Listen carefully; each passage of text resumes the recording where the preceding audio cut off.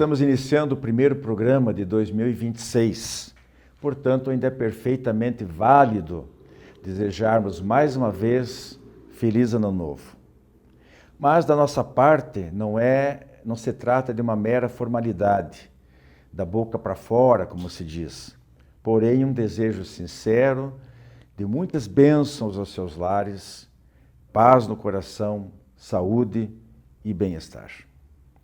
E que os momentos mais difíceis, pelos quais eventualmente nós tenhamos que passar, que nós tenhamos muita serenidade e muita fé em Deus. Bem, no Diálogo Espírita de hoje, nós temos o quadro Reflexões de A a Z, passando pela letra S, Samaritanos, Semeador e Simbiose. Isso significa que o nosso foco estará na caridade do bom samaritano, na caridade também daqueles que disseminam o conhecimento da verdade e a consolação da boa nova. E por último, um aspecto especial das obsessões espirituais mais graves. Teremos na sequência o Pensar, Aprender e Viver, com um aforismo do Espírito de Emmanuel sobre o endereço das enfermidades e outro do dramaturgo William Shakespeare, refletindo sobre a escravidão das palavras. Diálogo Espírita está começando.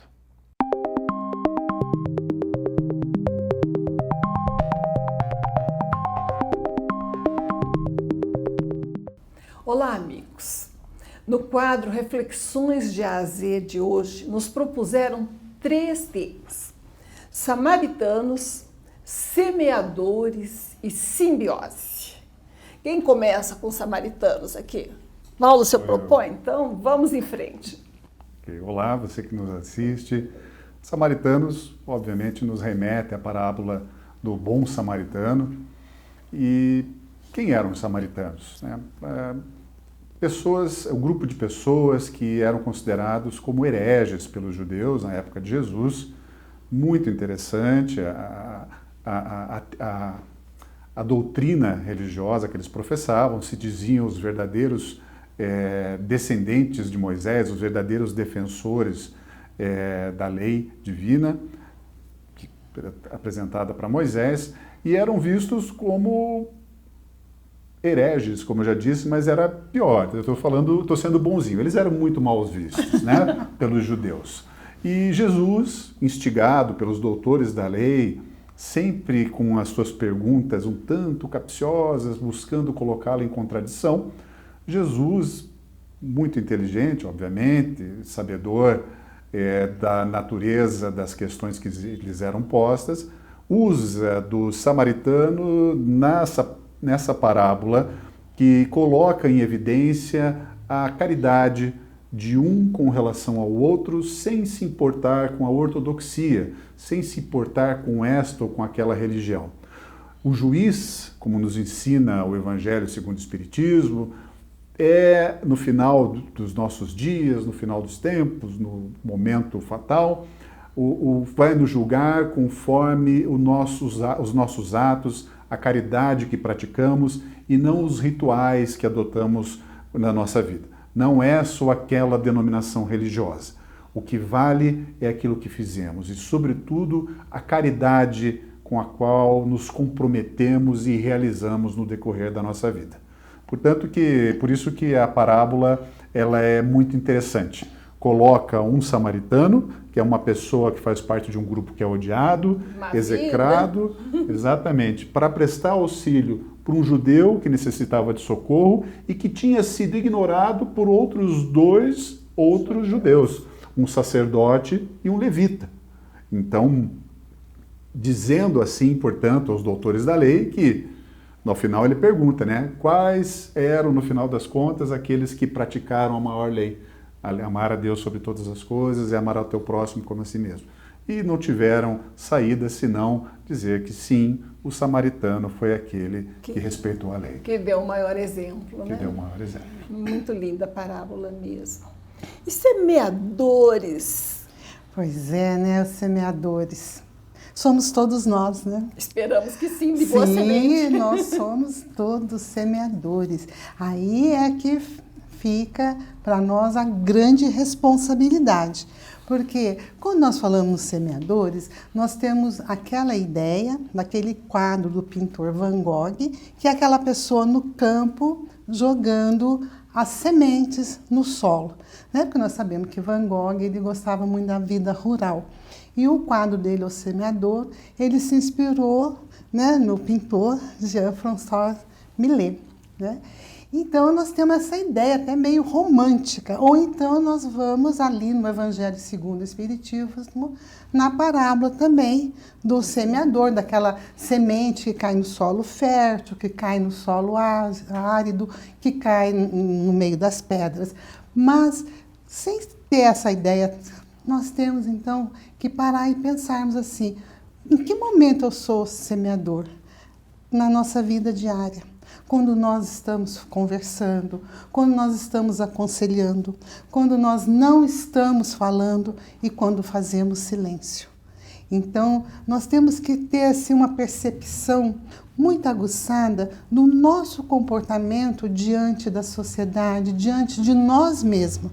Primeiro, conosco, a questão moral, o que nós estamos semeando.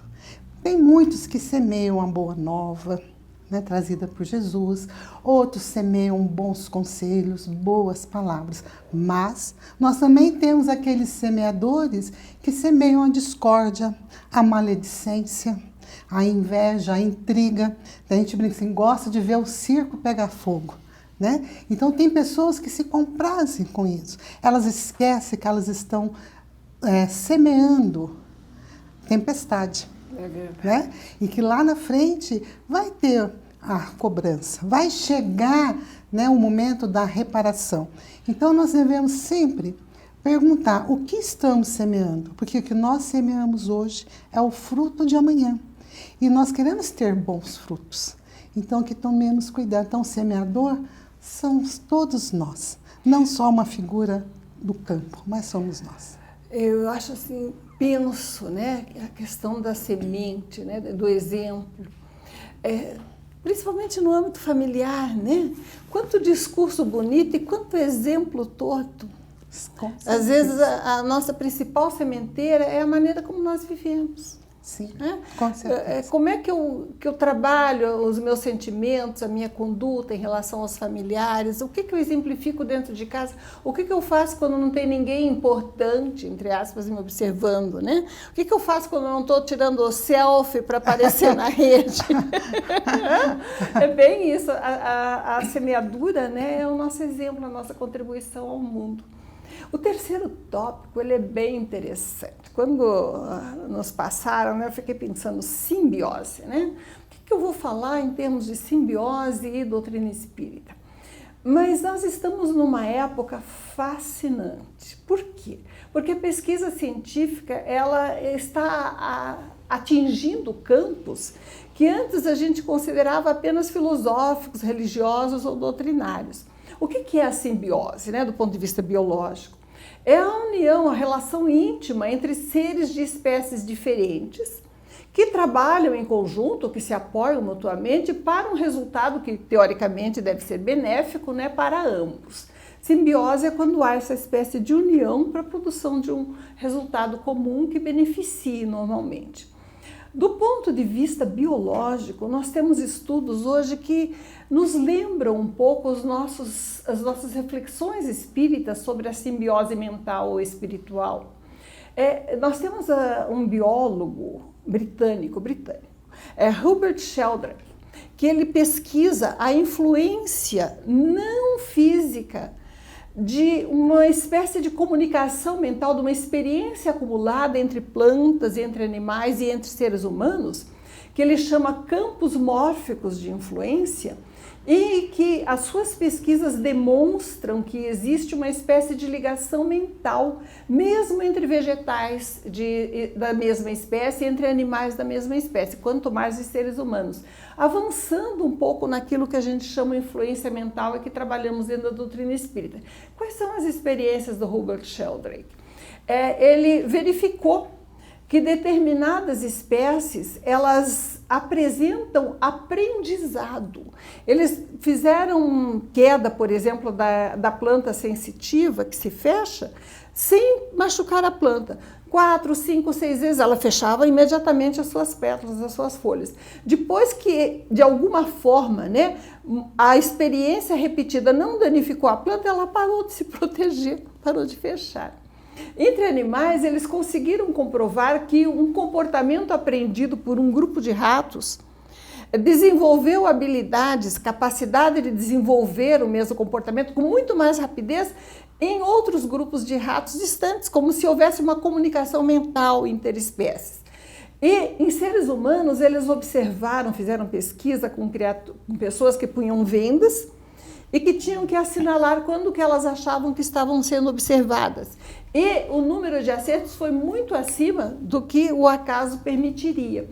O que ele concluiu, embora as suas pesquisas, obviamente, né, tenham suscitado muitas controvérsias, ele concluiu que existe uma espécie de campo de ressonância mórfica, em que o aprendizado e a experiência acumulado por um ser de uma espécie se propaga de alguma forma, como se fosse uma comunicação no local, talvez mental, né, ele não chega tanto, entre os seres da mesma espécie. O que a doutrina espírita nos ensina? Que nós estamos num oceano de vibrações mentais e que nós nos comunicamos mentalmente e nos ligamos por afinidade às criaturas que cultivam o mesmo tipo de sentimento, emoção e pensamento que nós cultivamos. E que nós estamos sintonizados e ligados com todas as criaturas que pensam de forma similar à nossa.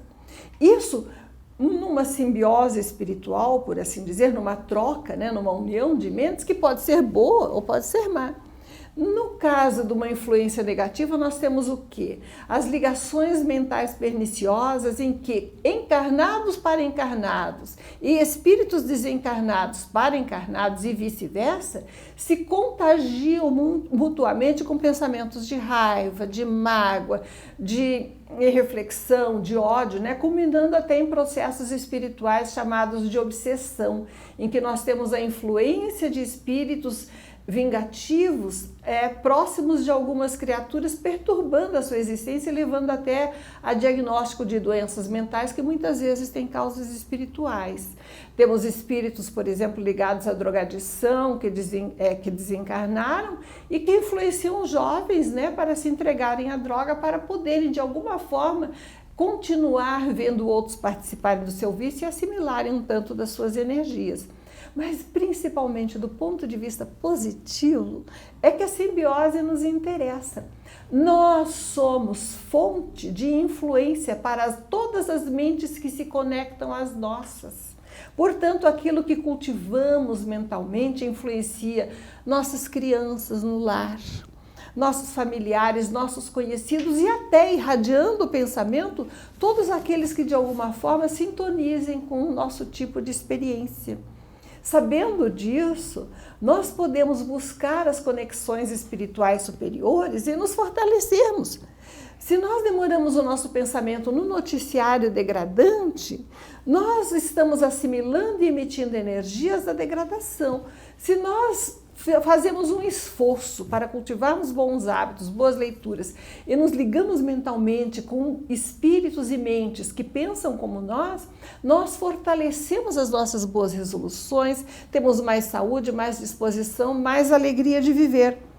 Então, aquela ideia cristã, aquele axioma ensinado por Jesus, né, orai e vigiai, para não cair em tentação, está hoje em dia, de alguma forma, sendo objeto de pesquisa científica nas suas repercussões diversas, com a constatação de que, de alguma forma, é possível que as criaturas da mesma espécie, adquirindo habilidades, aprendizado ou conhecimento, os propaguem numa comunicação não local, que nós chamamos mental ou espiritual, aos seres da mesma espécie, promovendo facilidade de aquisições de conhecimentos novos. É por isso, diz até Sheldrake e outros pesquisadores, que às vezes uma descoberta de forma independente, ela se dá em 2 pontos simultaneamente. Porque há alguma espécie de ligação mental.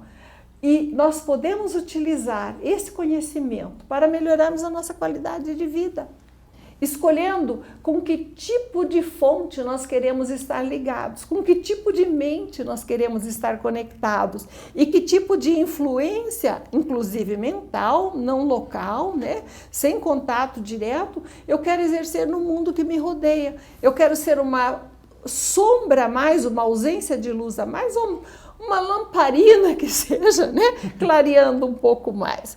Fascinantes essas pesquisas, não acham? Sem dúvida. Eu penso que nós estamos caminhando a passos largos, né, para uma convergência de antigos valores religiosos com as reflexões filosóficas, com as constatações científicas. E isso é um progresso assim imenso. Quer encerrar para nós, Paulo? Quer juntar os temas? O que você tem em mente? Acredito que nós temos a capacidade de compreender um pouco melhor hoje o nosso lugar no mundo, o mundo em que estamos, sabendo da nossa responsabilidade, não só com relação aos nossos atos, mas também com as nossas palavras e os nossos pensamentos. Portanto, como você bem falou, nós temos uma escolha e podemos fazer essa escolha livremente. Nós desejamos ser um ponto apagado ou podemos ser mais um pequeno ponto de luz a irradiar e a se conversar, contagiar e ser contagiado daí pelo mecanismo da simbiose, pelo mecanismo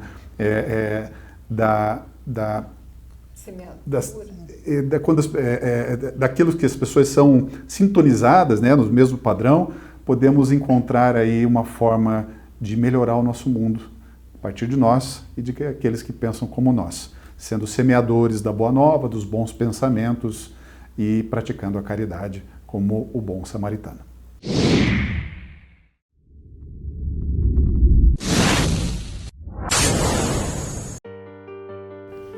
Jornal Comunicação Espírita. Programa de TV especial é o destaque da matéria de capa. No editorial a pergunta: mais um ano, nós e a sociedade progredimos? Em palavras dos Espíritos e dos Espíritas, curiosidades sobre a vida de Jesus. E ainda, Einstein fala de religião e flashes do programa especial. Jornal Comunicação Espírita. Assine e recomende.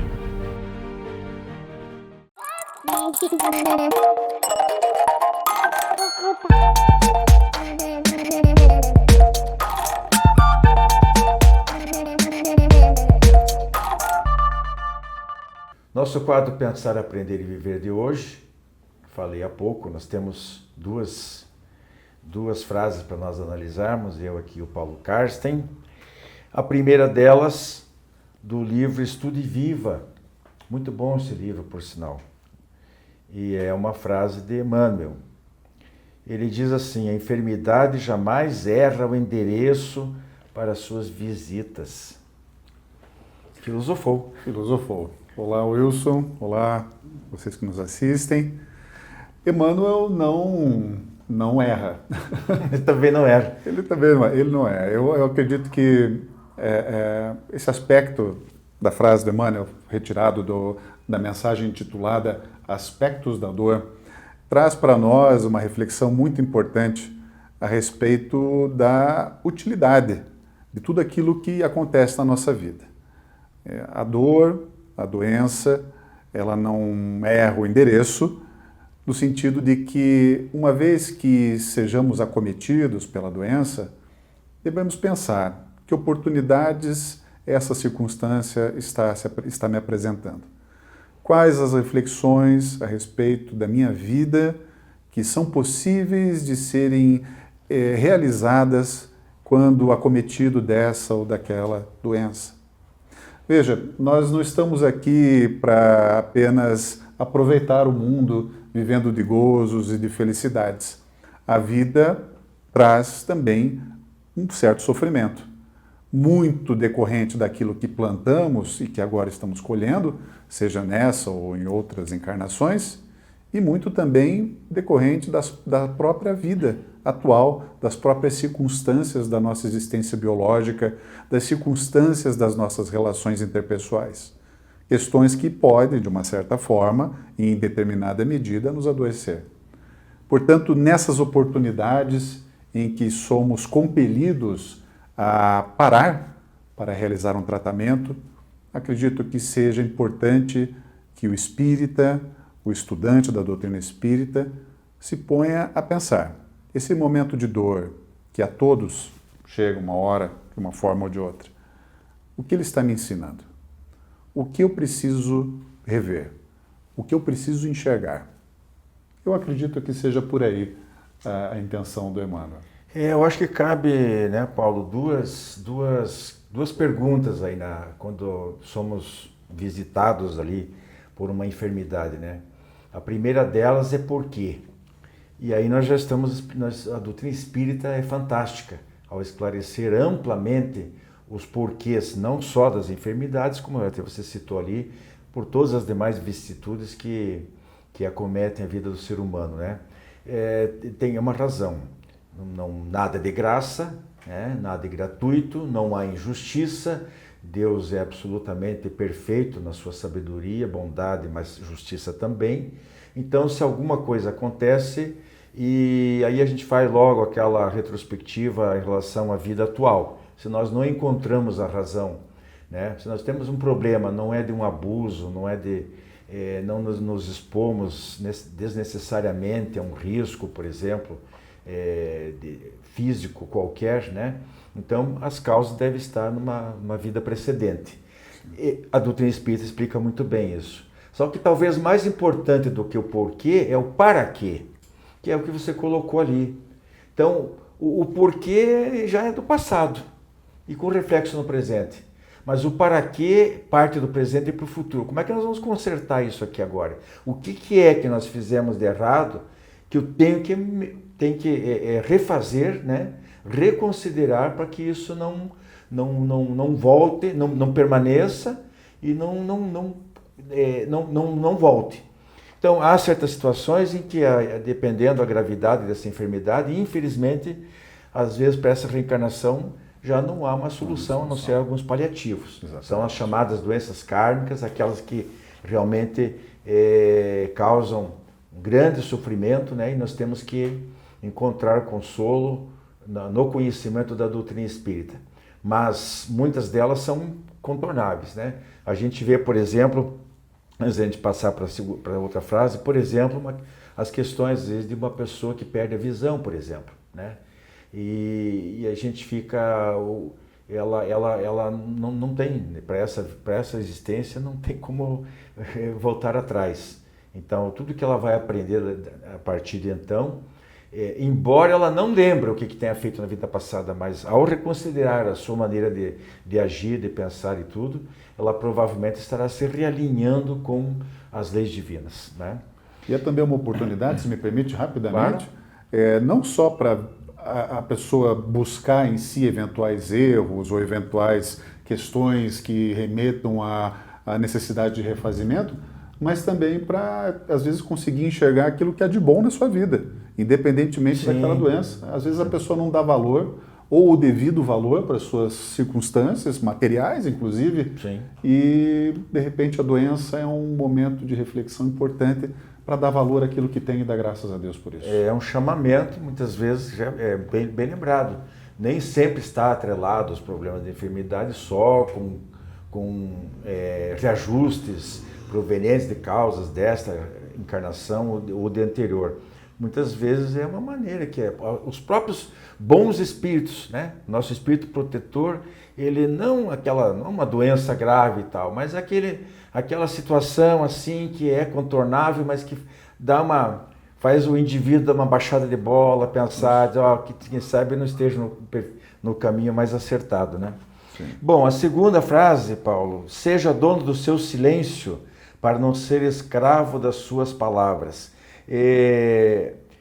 A frase ela está um pouquinho adaptada de um trecho que diz lá que é melhor ser rei do teu silêncio do que escravo das suas palavras. Mas o sentido é exatamente esse. Exatamente. É o princípio da ação e da reação, né? Aquilo que acontece não pode mais voltar atrás, aquilo que é feito e não pode voltar atrás, né? Inclusive tem aquele ditado: não se pode retornar a flecha lançada nem a palavra dita. É verdade. Somos responsáveis pelos nossos atos, somos responsáveis pelos nossos pensamentos e muitas vezes não falar, não dizer, guardar para si é um ato não só de caridade, mas sobretudo de resguardo. Você, além de não ferir, você reflete, você segura, porque as nossas palavras têm uma força impressionante, tanto naqueles do nosso convívio quanto daqueles que não estão no nosso convívio. Nas diversas relações sociais pelas quais passamos, vivemos todos os dias, a gente acaba acreditando que tem o direito de falar tudo e qualquer coisa para qualquer pessoa. Pode até ser que a gente tenha esse direito, mas eventualmente, como diz Paulo, não nos convém, porque o que poderemos causar na vida dessa pessoa aquilo que falamos? Obviamente, quando estou me referindo aqui a palavras com o sentido, com a intenção de provocar um mal, de ofender e de agredir. Tanto que as boas palavras, as palavras gentis, as palavras caridosas, as palavras amorosas, elas constroem. Então, somos responsáveis, sim, pelas palavras usadas com a má intenção, que atingem o coração, que atingem a alma, de quem quer que seja. Como é difícil, por exemplo, para uma criança que fez uma arte, que quebrou alguma coisa, ouvir dos seus pais palavras duras, palavras de xingamento às vezes. Como aquilo marca o coração do pequenino, porque está recebendo uma palavra dura de quem mais ama, de quem mais admira. Como é difícil para um esposo, para uma esposa, ouvir uma crítica afiada, com a intenção de cutucar, só para vencer o argumento de uma briga, e depois de uma discussão muitas vezes boba, mas que foi feita na hora e causou um estrago futuro até nesse relacionamento. A palavra que nós usamos, ela tem um poder maravilhoso para construir ou para machucar. Então sejamos conscientes de que às vezes no fervor da emoção, da paixão, o melhor é guardar para si. A gente às vezes não controla o pensamento, mas na melhor das hipóteses, eu deixei de ferir o meu próximo. Eu acho que é da própria Bíblia, né, que o verbo se fez carne, etc. Quer dizer, o poder criador a partir porque tem energia. Se o pensamento já foi mensurado, né, é possível avaliar a força do pensamento. Imagine um pensamento quando expresso pela palavra. Reforçado. A sonoridade, a força do som, né? Ele realmente como se diz, é uma faca de dois gumes, né? Tanto pode construir como pode destruir, e muito. Às vezes é o que se disse. Às vezes uma palavra dita, dependendo da pessoa, ela é mais sensível, ou mais rancorosa, inclusive, né? O resto da vida ela vai lembrar daquilo, ela não esquece jamais, né? Então nós temos que tomar cuidado, e é bem isso. Na dúvida, abstenha-se. Eu disse que aquele que está numa posição mais elevada, pelo menos naquele momento ali, é o que a gente tem que tentar fazer, manter calma, a serenidade, é que tem mais responsabilidade, né? E deixa o erro, se ele está errado, é problema dele, não é nosso, deixa correr. Bem, meus amigos, ficamos por aqui. Grande abraço a todos, muita paz.